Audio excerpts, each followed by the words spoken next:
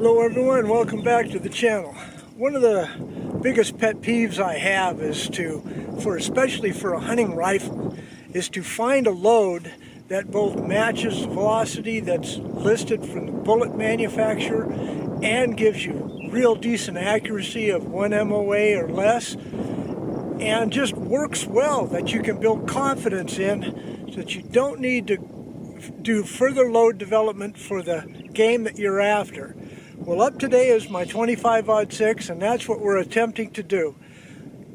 Target's at 100 yards. Let's get to shooting, folks.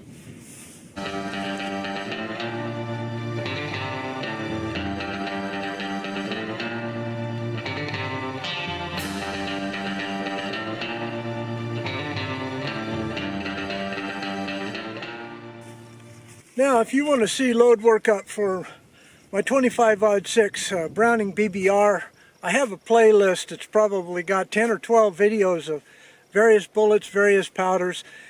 Some we ruled out, some we ruled in, some just needed further testing. Well, I came down to 3 powders that worked really well in the 25-06. Unfortunately, 1 has been discontinued, and 2 have well, the foreign country is no longer shipping that powder to the United States. So if you lose confidence in your supplier, then, you've got to move on. President Trump, I hope, with mining operations in the United States on the upswing, more powder companies other than St. Mark's and General Dynamics can be developed in our country. But right now we rely on Australia, Canada, Belgium, and other countries for our powder. Thank goodness for Hodgdon's, Winchester, and new Alliant powders, or not Alliant, but Accurate Arms powders, as well as what we're using today, which is Grand powder. I'll show that to you right here. And I'm going to be shooting 110 grain ELDX because that's a real good hunting bullet and a nice mixture between the 100 grain and the 120 grain. It's right smack dab in the middle. You might want to compare that to like a 30-06 that shoots 150 grain and 180 grain. 165 is the sweet spot, right in the middle. Alright, so that's what we're going to do. We're going to be using this Grand powder. First I'm going to shoot 3 100 grain nozzlers. Now, in their manual, wow, Hodgdon's manual for Grand powder, they show a max load of 63 grains at 3,455 feet per second. That's fast. I'm going to go just to 62 grains, 1 grain below listed max, and only shoot 3 because I want to be around that 3,300 feet per second mark and have decent accuracy on the target. Then we're going to move on to the 110 grain ELDX using Grand powder, and let's just go ahead, turn the camera on down there and get shooting. Okay, Ramshot Grand is a ball powder, but it is temperature insensitive and has a copper fouling eraser. Now, that's real good marketing and probably really good for your gun if I can get the accuracy, if I can get the numbers. All right, here we go. Now this was with the 100 grain nozzler. Again, this is just 1 grain below listed max. Now the reason why I'm starting so high is because I have tried this powder before at much lower. So I've only stepped up actually about 1.5 grains where I left off in a previous video. Alright, here we go.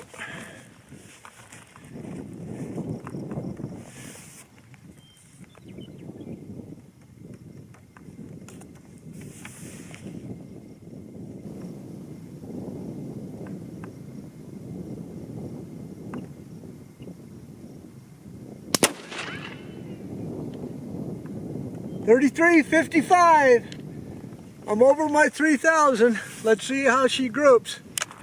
Now, what I'm looking for, I realize I got the magneto speed on here. But what I'm looking for is just the group, not the accuracy. Accuracy is point of aim, point of impact being the same. Without the magneto speed on, then I go ahead and adjust the scope for that point of aim, point of accuracy. Alright. And find out if the standard deviation extreme spread's good for consistency.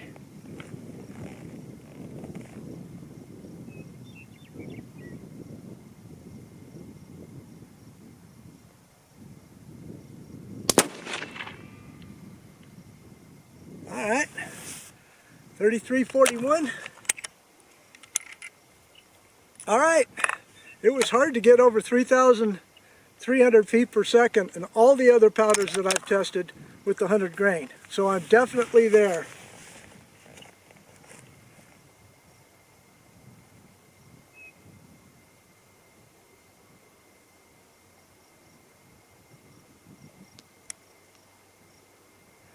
Alright, get my breath.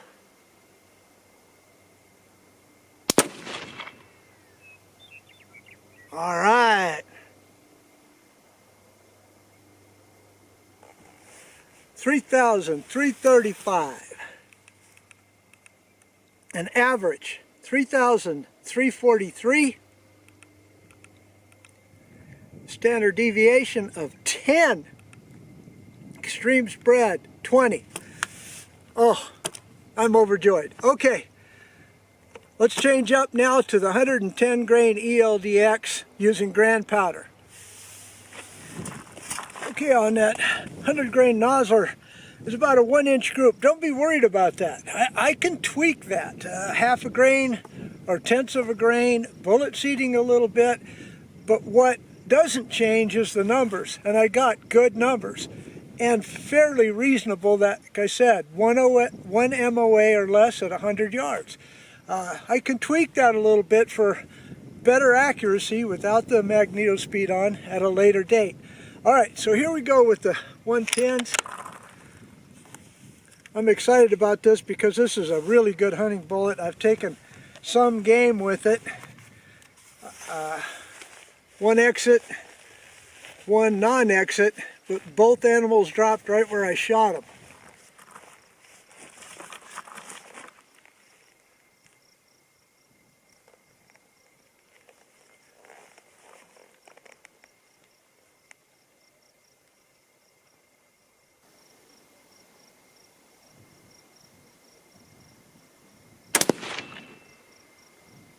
.32-19. It may not go up, folks. That's a pretty good speed for 110 grain. And I felt a pretty good recoil into my shoulder. And the primer's a little bit flattened. Alright, so we'll be cautious.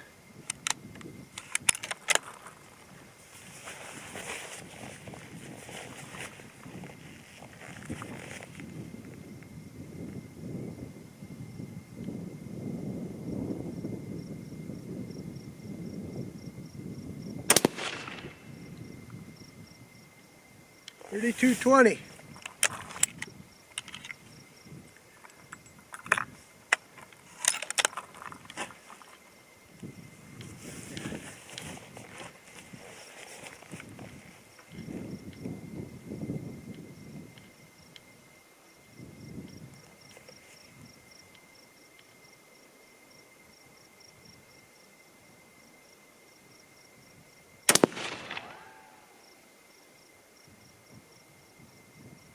Okay, about a 1-inch group again, 32-52.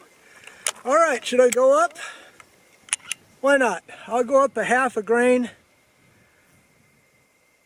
Yeah, all I have is just a flattened primer. These are Winchester primers. They are kind of soft. And flattening, even though it's a sign of pressure, look in the Hodgson's book with Ramshot Grand. They have the highest amount of grains per case, but they don't have the highest pressure, like the IMR 4351 that I just tested. It went clear up to 62,000 psi, whereas the Grand, Ramshot Grand, barely hit 60,000. Not that 2,000 pounds per square inch is a lot, but according to SAAMI, that's what it's tested at. All right, let's barrel cool 3 more shots. Okay, again, I caution y'all not to go by my load data. Go by the manuals. They've got millions of dollars worth of equipment, and they stay within the SAAMI specifications and for your safety. And if they don't list a powder for a bullet combination, then do your research a little bit more, because there may be a reason that that bullet company did not put that powder in. It might be a new powder. It might be a powder that did not work out well in their testing. It might be a powder that spiked pressure. It might be a powder that didn't store well over time. There's a lot of reasons to go by the bullet manufacturers. In this particular case, Hornady, at least in the manual that I have, Ramshot's a new powder, so they have not listed it. Maybe it is on their website, but I don't want to pay to play. Okay, here we go.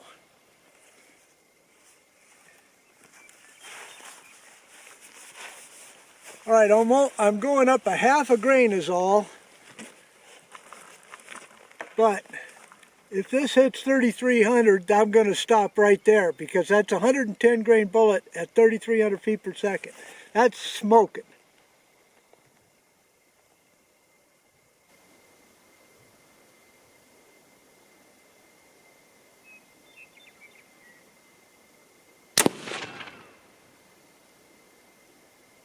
$32.75. Bolt lift was fine. No marks on the case. Primer actually is not as flat as the other load. Oh well. That also could be primer seating depth in the primer cup as well for the case manufacturer. Could be a lot of things. That's why we reload, we study.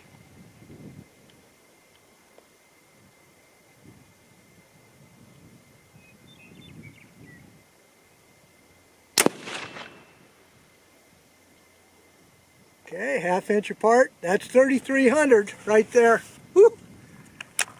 For 110 grain, that's the speed that I wanted for the 100 grain. All right, one last shot.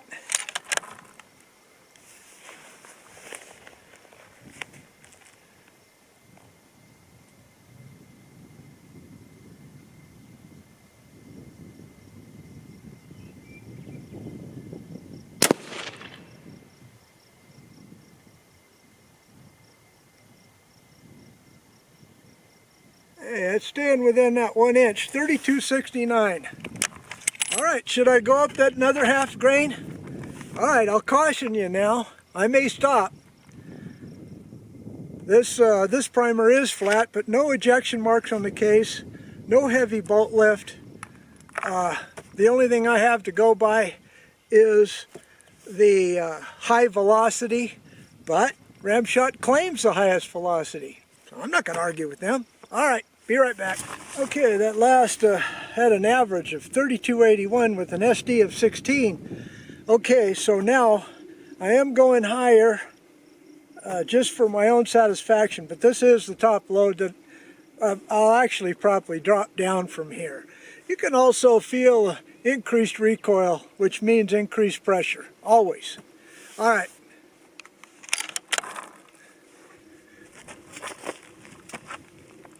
Get the magneto speed on here all correct. Barrel is super hot, but this is the last 3 shots. So, hope for the best.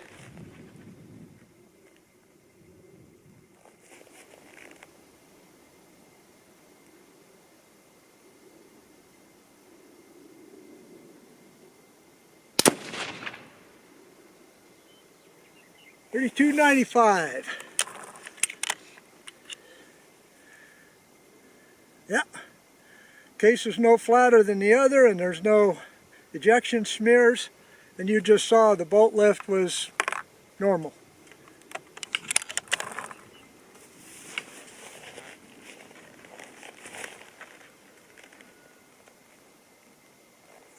Temperature today is about 80 degrees also.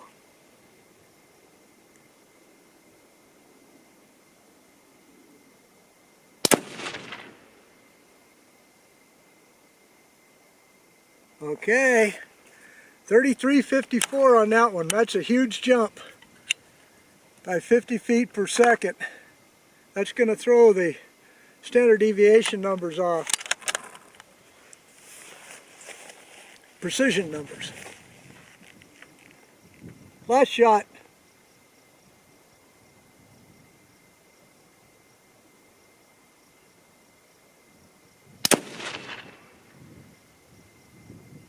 But the best group of the day, 3298. Okay, wrap things up, get back to the barn, analyze the target. More discussion to come. See you soon. Goodbye. Okay, this target kind of gave me more questions than answers, but at least one answer was done. I did get the speed that I was after that Ramshot Grand claims. Okay, over here, average with 100 grain Nosler ballistic tip, 3,342 with an SD of 10, and I didn't even go to the max load. Okay, so what size is that group? Center to center. I'm not very good at this. Just a close guesstimation. 1.293.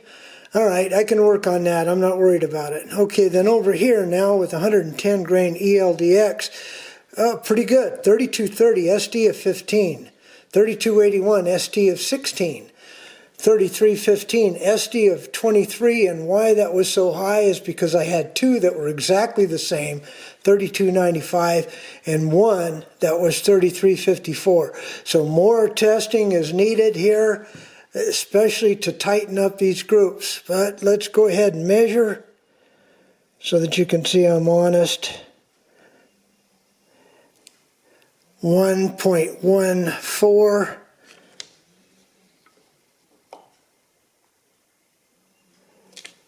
0.934,